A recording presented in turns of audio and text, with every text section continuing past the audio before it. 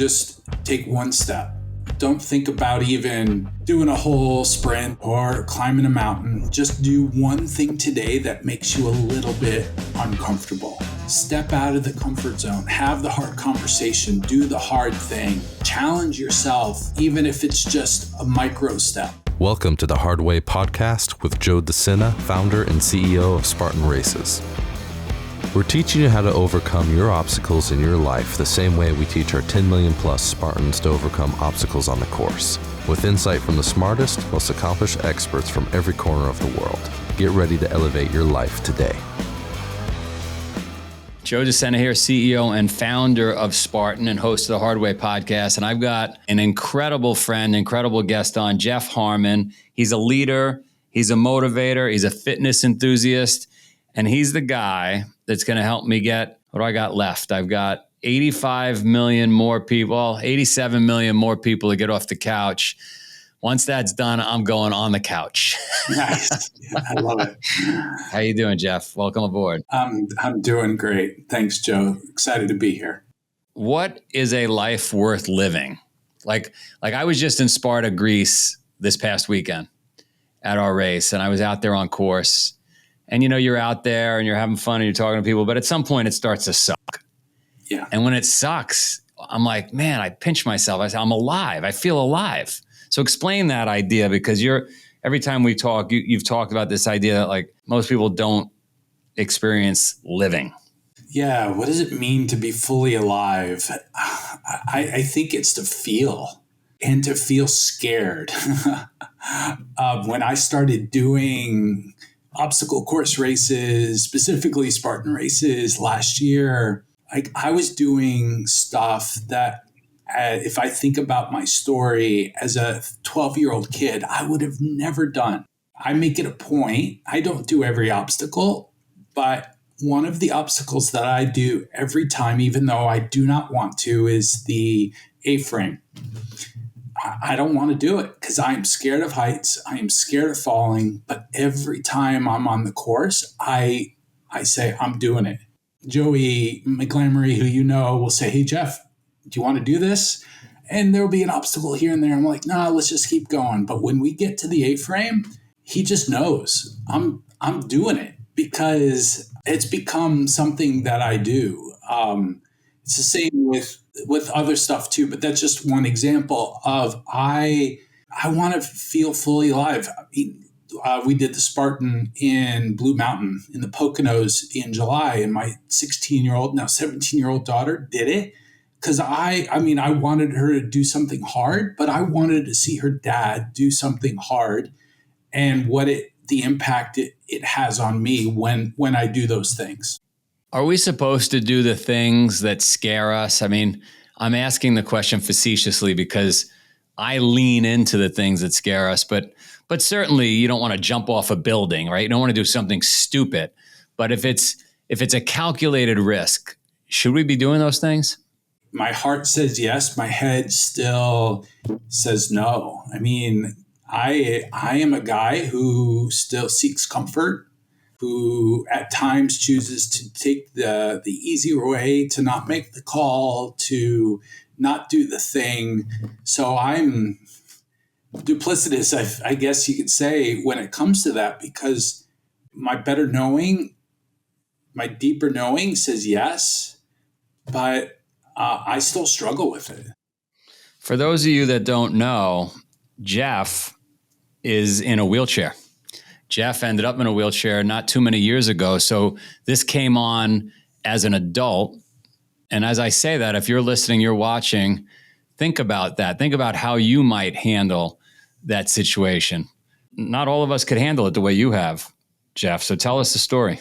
So I was living a pretty normal life, active, weekend warrior, do a 5K here, 5K there, play a little basketball. And then I started to get more clumsy than I was. I was always kind of known in my circle of friends as being a clumsy guy, but it starting to happen more. And then my wife said, we got to get this looked at. So it did. And long story short, in 2006, I was diagnosed with adrenomyeloneuropathy, which is a rare disease which affects my far peripheral nerves. It might affect one day my brain, that would mean death if that happens. But my mobility started to deteriorate in 2013. I broke my leg because I was stubborn. I was using canes and crutches, fell.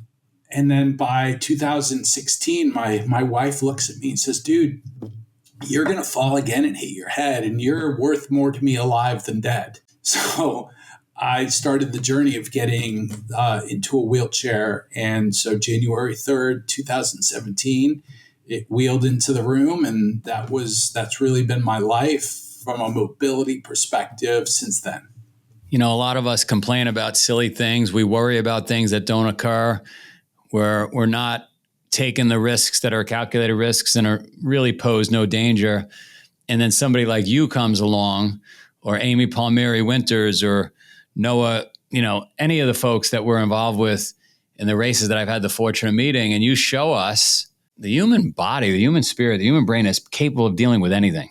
And it's really how you react to what life throws us. It's not what life throws us, it's the reaction, right? Totally. I was probably in a bit of denial for a lot of years, and that probably served me well to be in a bit of denial. I mean, I'm 6'3", I'm 230 pounds, I'm a big guy. My height is my identity, has always been my identity. Playing pickup ball in the playground, I was the tallest kid, so I was the center. And so when I got in the chair, I was going to do everything I could. And this was even before I entertained Spartan races or Kilimanjaro or anything like that. I was obstinate that I was not going to be a wilting flower. I was not going to just slouch down, and I do stuff. I went grocery shopping. I was in the yard doing yard work because I was adamant, even again before Spartan and Kilimanjaro, that I was still going to be defined by what I was able to do. Not easy to get that news, deal with that situation and just carry on.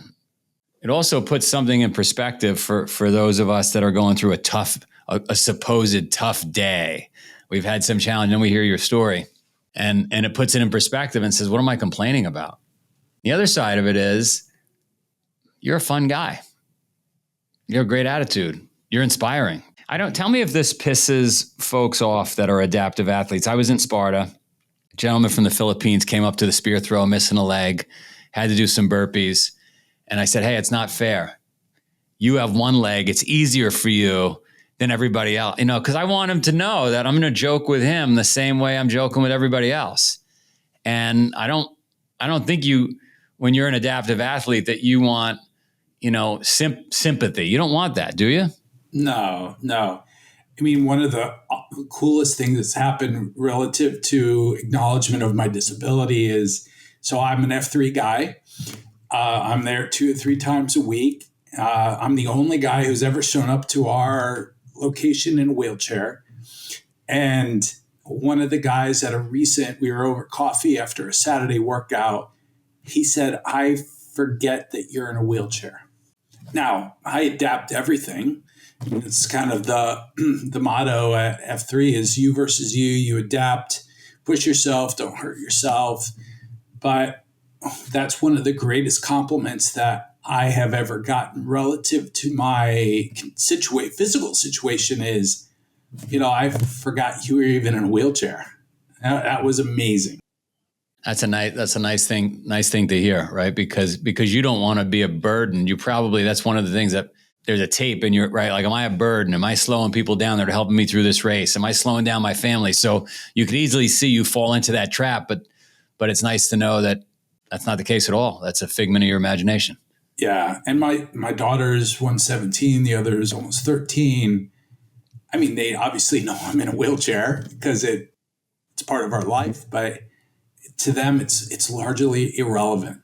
It's far more relevant to me than probably it is ever to them and to my wife. What would you tell folks out there, parents, kids, folk, that are they're not optimizing their life. They're not living it to the fullest. They're not squeezing every ounce of juice. I had so much fun in Sparta this weekend. And, I looked around and I thought, there's so many people sitting on a couch somewhere in the world that are not out here getting dirty, breathing heavy, sweating, throwing a spear, missing, getting stuck with 30 burpees. Like, what would you tell people? Just take one step. Don't think about even doing a whole sprint or super or climbing a mountain. Just do one thing today that makes you a little bit uncomfortable. Call the friend who you haven't talked to in 10 years because you're scared. What is it going to be? Just do that one thing that makes you a little bit uncomfortable or a lot uncomfortable, because it is contagious. That's my experience, is doing the hard thing, doing the uncomfortable thing. It's contagious, but it's also the mindset that even if I fail, even if my friend picks up the phone, I haven't talked to in a decade, and I don't have the courage to actually talk to that person, I quickly hang up the phone. Like even the fact that you picked up the phone and got to that point is success. Like the journey is success of even stepping out. Our mutual friend, Zach Pabin, talks to me about Kilimanjaro, and he goes, Jeff, even if you get to the base of that mountain next September and something happens and you're not able to climb, for whatever that reason is, you've succeeded.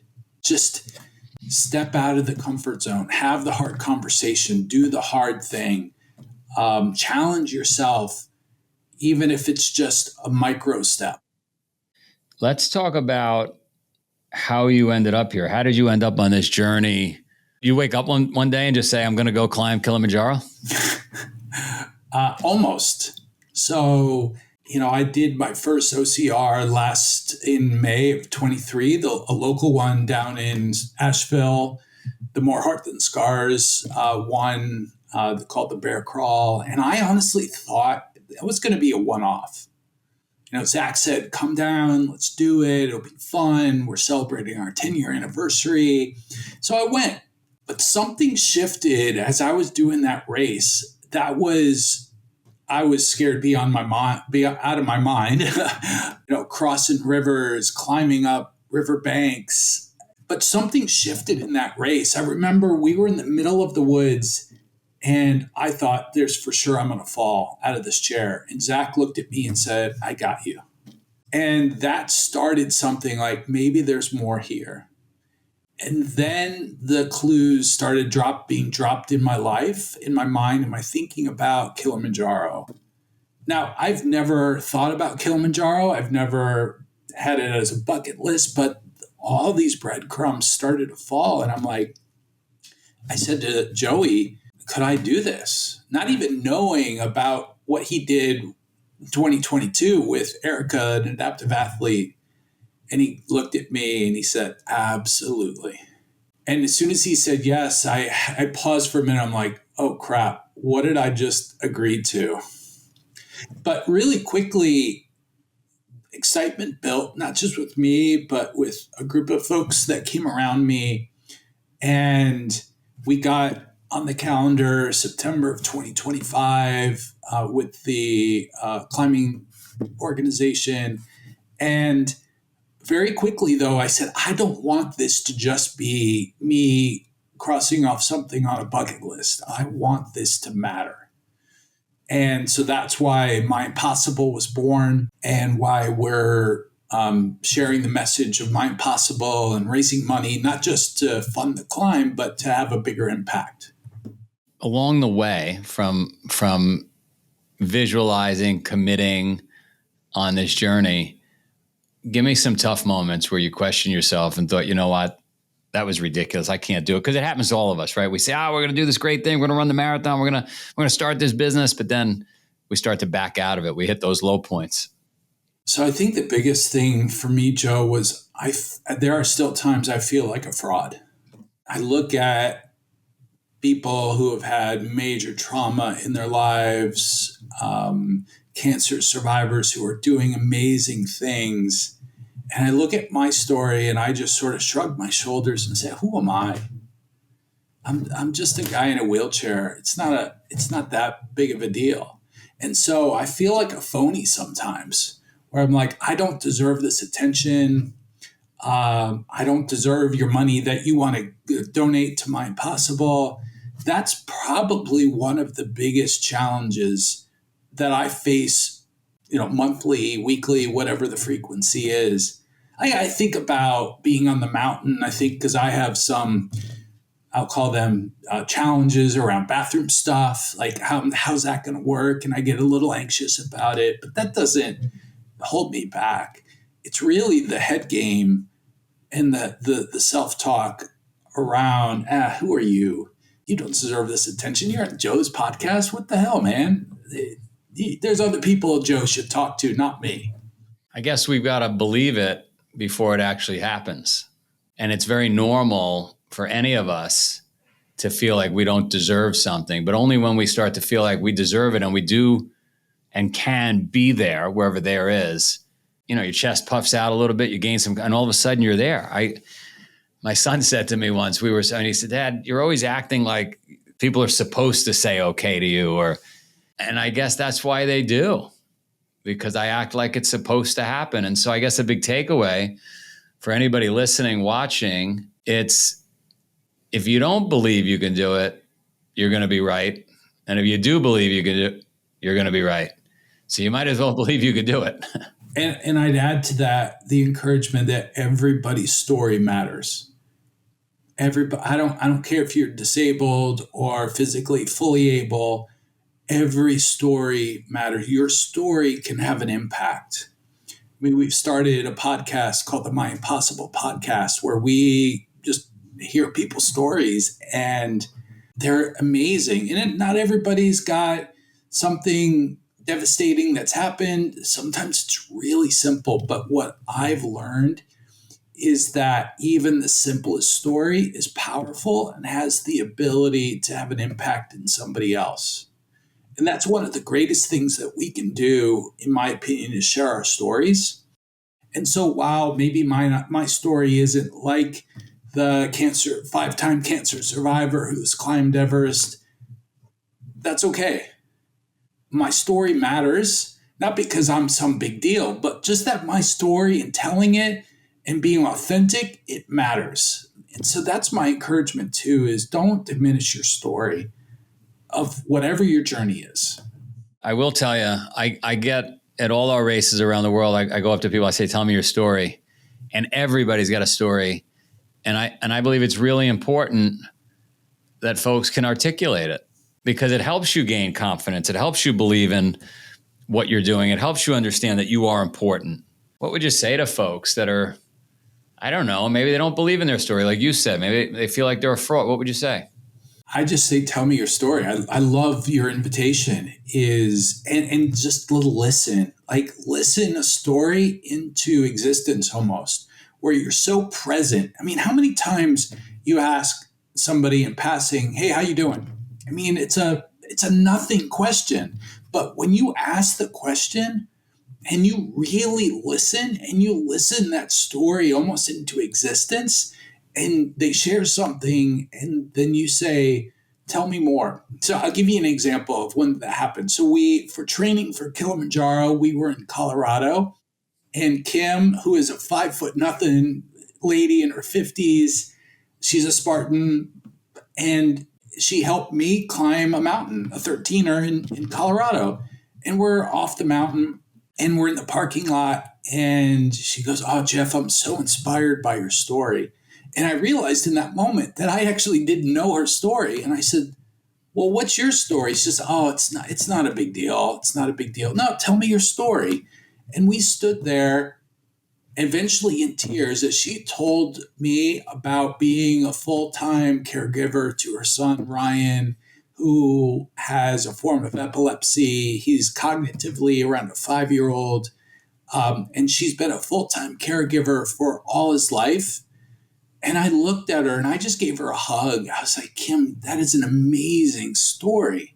And she ended up sharing on the podcast her story for everyone to hear.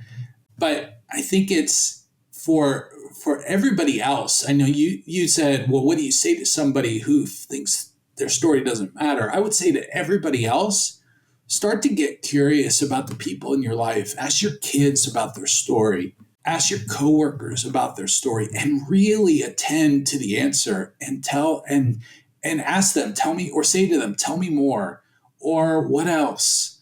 It is one of the most profound experiences. And to see people come alive. I'm a coach professionally, so I get to hear people's stories, CEOs, their teams, but just to listen to their story is a gift. And so I would just tell everybody else to listen and to get curious about other stories. I love it. How do people find you? myimpossible.org is our nonprofit. We're raising money for climbing Kilimanjaro to make a huge impact in the world. So myimpossible.org is a great place to go. We're on Instagram, myimpossible_MK. We're on Facebook, myimpossible.mk, MK for Mount Kilimanjaro. And that's where folks can find me, learn about our project, learn about what we're doing next September in Tanzania. So people can join you. They can come to Kilimanjaro if they want. If they're willing to commit, if they're willing to put it on the line, because I've had people say, yeah, I'm in for the climb. But then I say, are you in for the journey over the next 10 months to invest in this group of people that by the time we land in Tanzania, we're a family? And then they say, well, I'm busy. I can't really do that. I have all these other commitments. And that's totally fine. But it's about committing to the process and creating something over the next 10 months that transforms you as an individual. So if they're up for transformation, not just climbing a mountain, but if they're up for transformation, let's have a conversation. Absolutely. Isn't that question you're asking, isn't that the question everybody has to ask themselves, whether they're getting married, starting a business, doing anything, having children, a great career? Are you up for the whole process, not just the rewards? Yeah, because that's what we're after, is we want to change the planet. I want my daughters to work for bosses who are transformed and living life to the full. I want them to be with partners who are fully alive and up for the journey. I want my wife and I to have an amazing next 30 years, 25 years, however long we've had. People I go to church with, shop with, go to F3 with, that's who I want to be around. And so that question, are you up for the journey and for transformation? That, like you just said, that's got to be the question that we ask ourselves all the time. I love it. Thanks for coming on. This is a good day for me to hear it. I've got my business headaches, my life headaches, and then I speak to you, and all of that seems so insignificant. An old friend of mine, a mob boss, said to me, Joe, you put your problems on the table and I'll put my problems on the table, and I promise you'll take yours back. And it took a while for me to understand it as a kid, but talking to you is a great example. Not just for me, who's had the pleasure of interviewing you, but everybody listening. All right. Thank you, sir. See you, brother.